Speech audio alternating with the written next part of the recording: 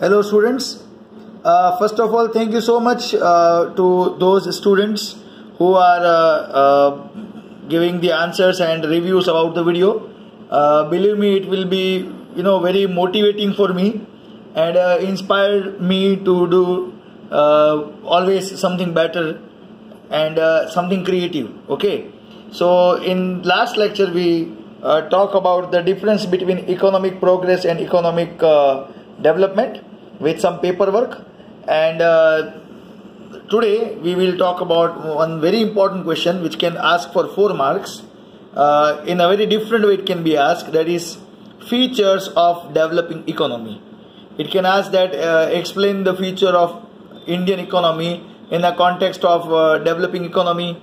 Okay, so these are the way how it can be asked in exam. So we will discuss today the features of developing economy. So let's start without any disturbance. The sentence says over here that economy of developed and developing countries is separated on the basis of per capita income. So if you talk about per capita income, okay, then that is the base to bifurcate whether the country is developed country or developing country. So you can able to identify whether economy of a particular country is developed or developing, okay, on the basis of per capita income. So as per World Development Report of 2004, okay, of 2004 of the World Bank, countries having less than $735 per capita income are categorized as developing country. Okay, so what World Bank report of 2004 says, those countries whose per capita income that is less than $735, that country is considered as developing country. So let us understand this particular paragraph with paperwork.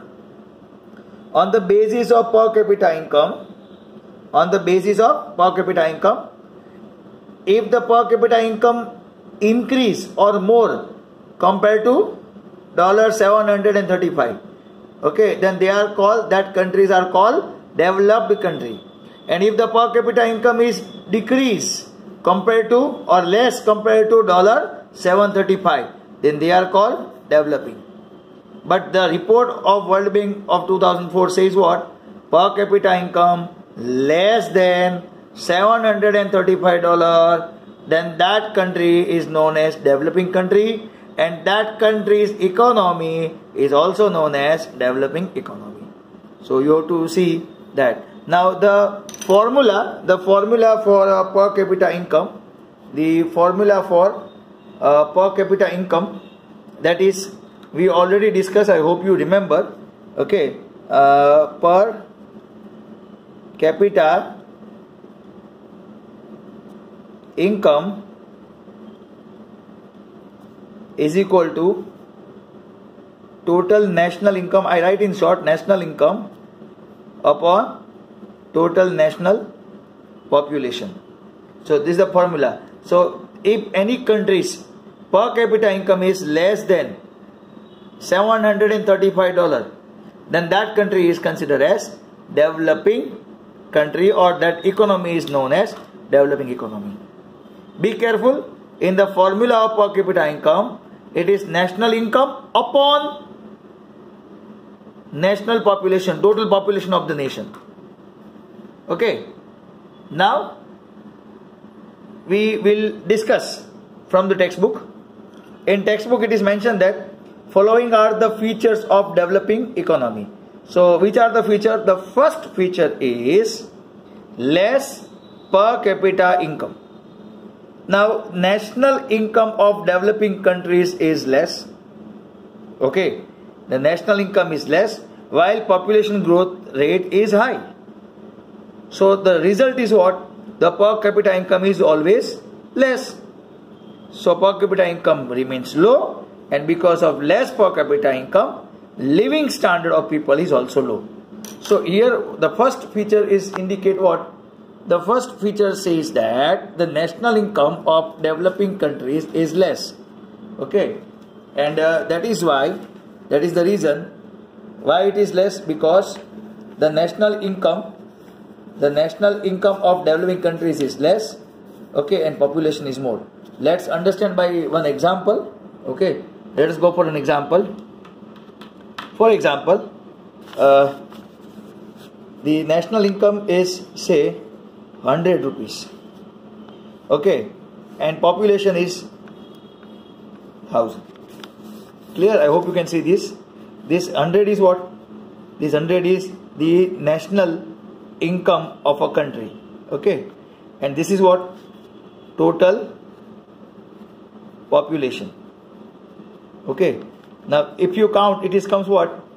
If you mathematically calculate, then it comes 1 upon 10. So per capita income is what? 0.1. So you can understand it is very low. Why it happens so?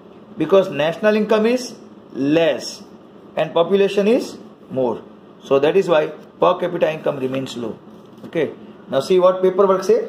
Less per capita income, national income is low, population growth is high, so per capita income remains low. Per capita income remains low.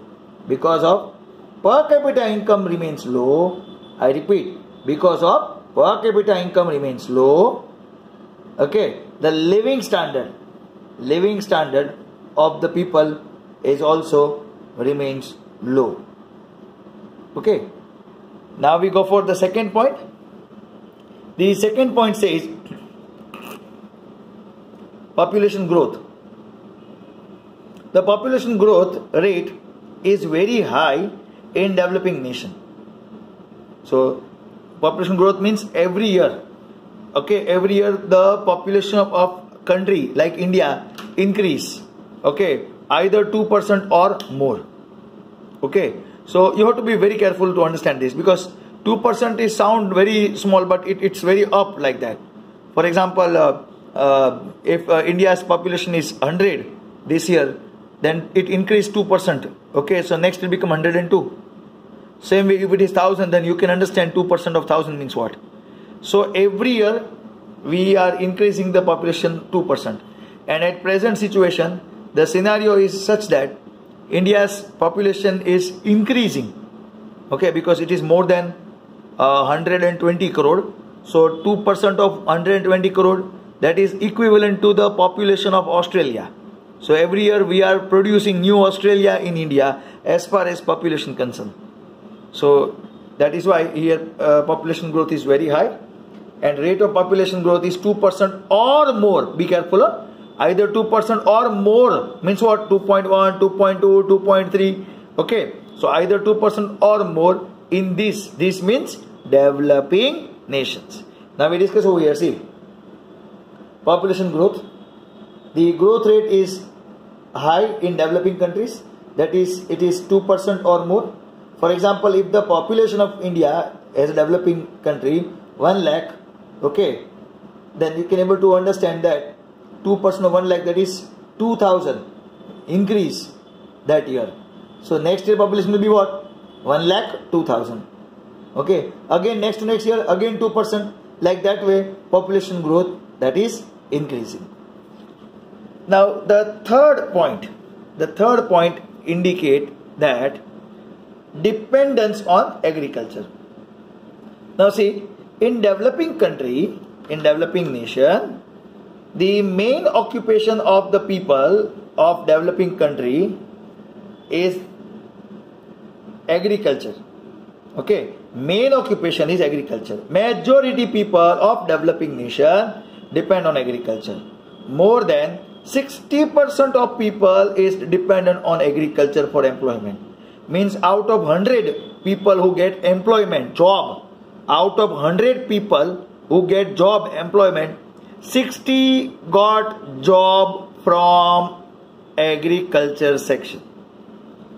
And the contribution of agriculture in national income is about 26%. Means if India earn 100 rupees, then out of that 100 rupees, 26 rupees comes from agriculture. Let's understand my paperwork. The point says that dependence on agriculture. In developing economy or developing country, main occupation is agriculture. Now population, 60% or more population, they depend on agriculture to get the employment, to get the job, to earn money. 60% people of our country depends on agriculture to get the job.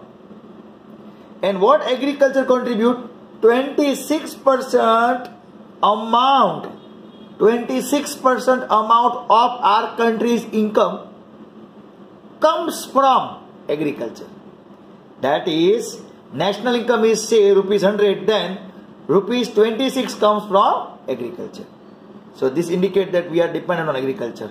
60% people get a job from agriculture and 26% amount we receive from agriculture department, agriculture section. The fourth point is unequal distribution of income. Okay, how it can be? Let's read first. Unequal distribution of income and factor of production is seen in developing countries. Okay, now factor of production we will learn after 2 pages in the same chapter. Okay, so what we can see is unequal distribution of income. Income is not distributed equally. Rich become rich, poor become poor, unequal. And factor of production, land, labor, capital, entrepreneur, they are called factor of production. They also not distribute equally. All not get equal size of land. All not got equal number of labor. Okay.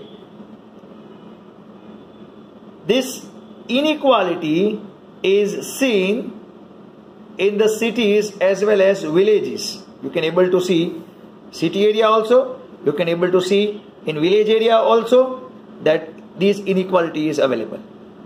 How? 20% rich people of our country share 40% of national income. Means what? If our country's income is 100 rupees, then 40 rupees provided by 20% people of India. And the poor 20% people share 10% in national income. And this concentration of income and property is seen in the hand of rich people. So majority wealth, property is in the hand of rich people in developing economy. Let's understand by paperwork. See, it's unequal distribution of income, unequal distribution of income and factor of production. Inequality is in between city area and village area also. Okay, now let's understand. Okay, here we write like this. See, okay, 60%, 20% and 20%. This 60% is we can say middle class people. Okay, 20% rich people contribute 40% national income. Clear? Okay, for example, if we say that 40% amount, okay, our country earn, then that 40% amount is contributed by 20% rich people. Okay, and 10% poorest people, sorry, 20% poorest people, I made a mistake here, sorry, 20% poorest people contribute 10% income. Imagine, 20 poor contribute 10% and 20% rich contribute 40%. You can able to see inequality. See, this side both 20%, 20%, but 20% rich contribute 40% income and 20% poor contribute 10%. So that is what sharing in the national income. This is what the sharing in national income. So income and property is in the hand of rich people. So rich become rich, poor become poor. The next point which we have to go for, that is unemployment. Unemployment may be counted as an important feature of developing country. Okay, unemployment is, in spite of a person who wants to work, searching for a job, ready to work at any rate but still not get a job is called unemployed. We have a whole topic for unemployment in upcoming chapters. But in developing economy, unemployment is visible. In these countries, the ratio, the total number of unemployment is more than 3% of total labor. Means those who are capable to work, out of them 3%, in spite of they are searching for a job, they are not getting job. In these countries, different types of unemployment may be seen. That is seasonal unemployment, disguised unemployment, industrial unemployment, and moreover the period of unemployment is very high. Means what? We can able to see variety of unemployment. Seasonal unemployment means what? Only in some season they get the job, rest of season they have to stay without job. Okay. Disguised unemployment. Okay. There are 10 people are working, but practically only 5 required. If you remove extra 5, well, that make no difference. Okay. Then industrial unemployment means if there is a power cut, employment is not possible, people not get job, people not get work, strike, okay, power cut, they are the industrial related things. I give example of seasonal is what? That those who are, selling kites, okay, they not get the employment on daily basis. When the season comes at that time, they get the employment. And a period of unemployment is very long, 4 months, 5 months, 6 months, they have to remain unemployed. Now let's see what paperwork says. The same thing I revised to paperwork. Unemployment, important feature. This is important feature. The ratio of unemployment is 3% or more out of total labor. Okay, that is if the total labor is 1000. Okay, if the total labor is 1000, then 1000 multiplied by 3 upon 100 means 30 people are unemployed. So different types of unemployment is available: seasonal, disguised, and industrial. And the length period of unemployment is very high: 4 months, 5 months, 6 months, etc. Okay. Next, point number 6. Poverty.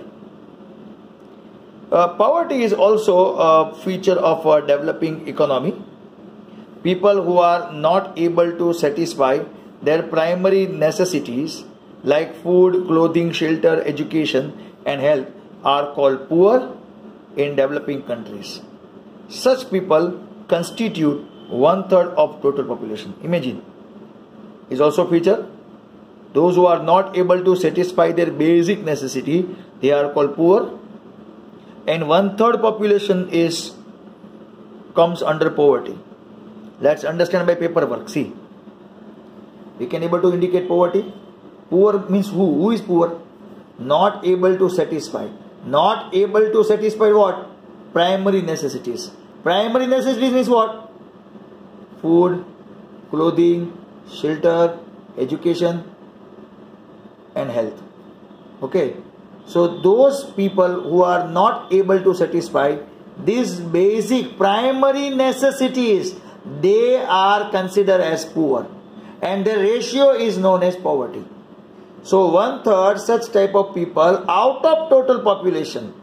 That is, if the total people is 99 in our country, okay, developing country, total people is 99, then 99 into 1/3. So 33 people are poor out of 99. Okay, so 1/3. I hope you understand. Okay, so this is what the ratio of poverty. 1/3 is poor compared to total population. I go for small number so you understand. It's not a real number. Okay, real number is very high, but I take a small number to make you aware. After poverty, the next point which we have to talk, that is dual economy. Now the economy of a developing country is based on dual or mixed system. Either dual or mixed. Dual means two. On one side we have a backward farming, old machinery, orthodox social structure, less production are seen in villages. One side villages. Other side in city area we have modern industry, new production, new process, modern implementation, and modern sophisticated lifestyle. So that indicate two different phases. Dual means two, okay, and here we have a dual economy, means economy which has two phases. Now see what the paperwork says. Dual economy, base of economy is dual, or we can say mix. Either you can speak dual or you can speak mix, both are same. Okay, so dual means two. One side in village, I repeat, one side in village, backward farming. Backward farming is what?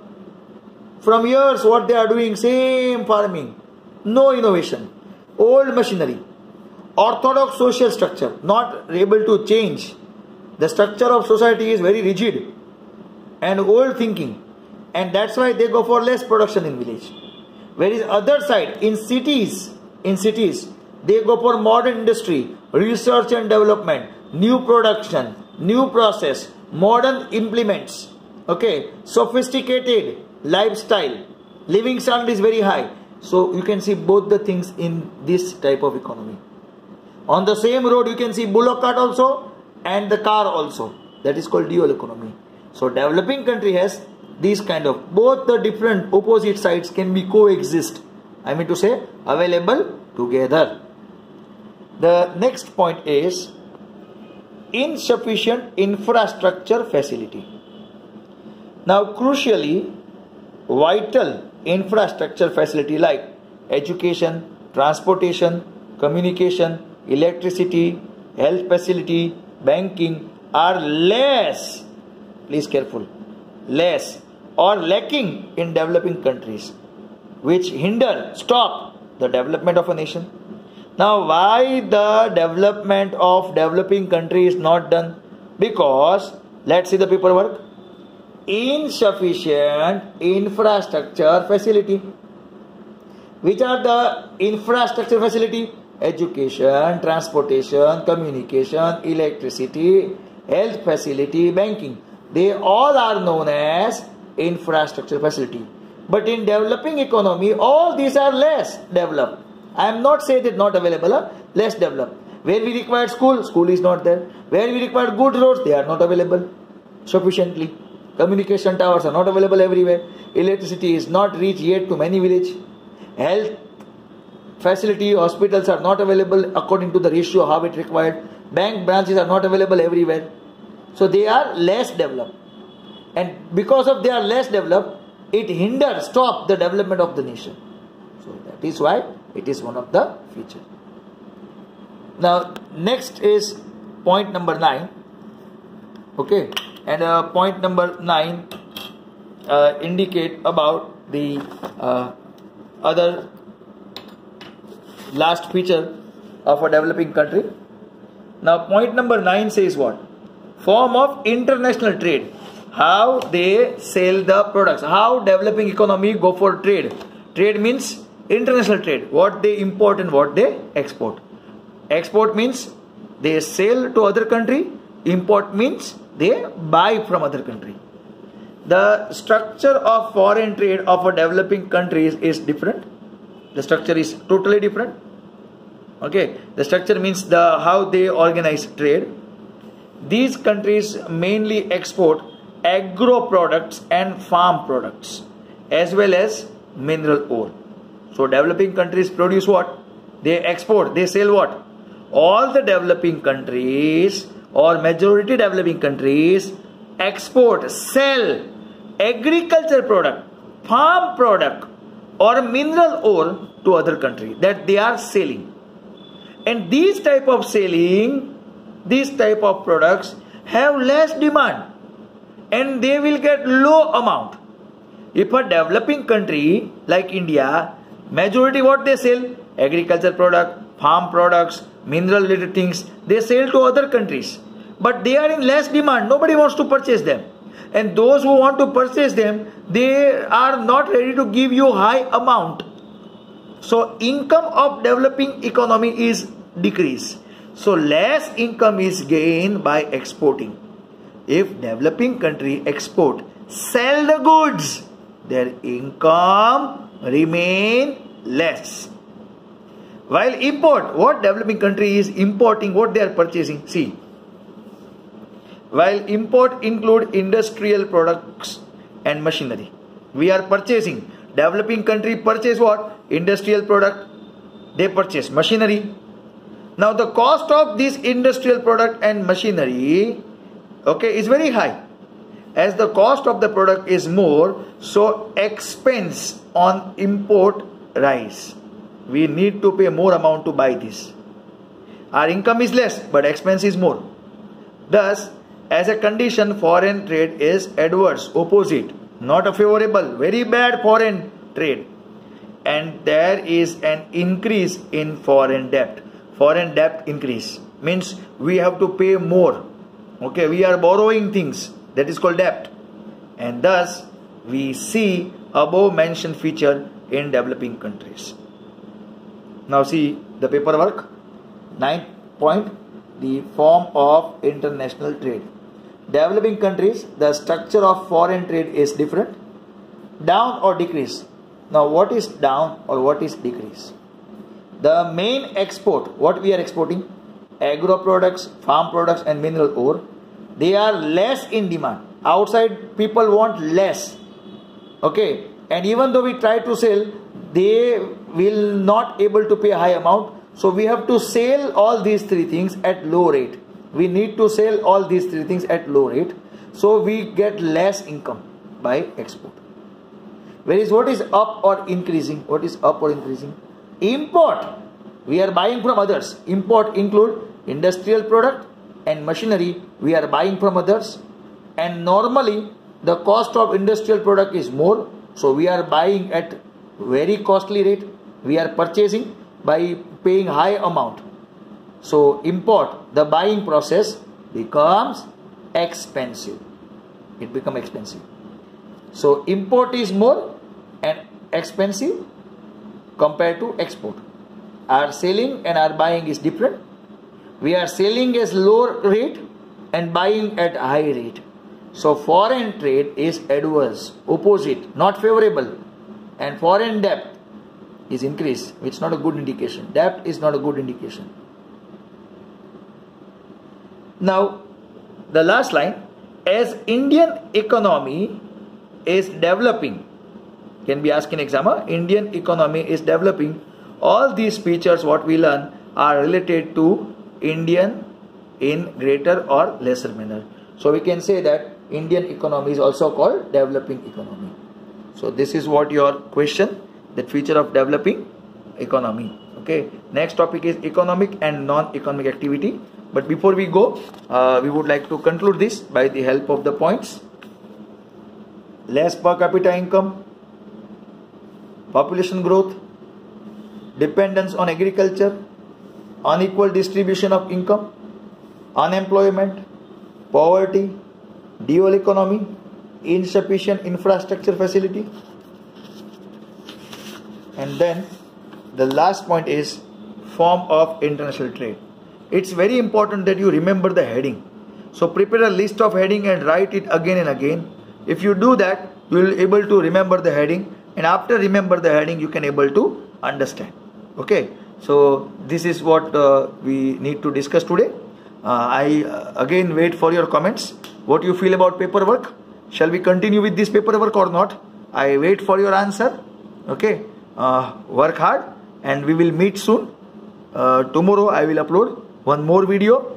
Okay, you can ask the doubts, okay, through WhatsApp or through this chat facility also, okay, below the video area. Okay, so we will end our lecture over here.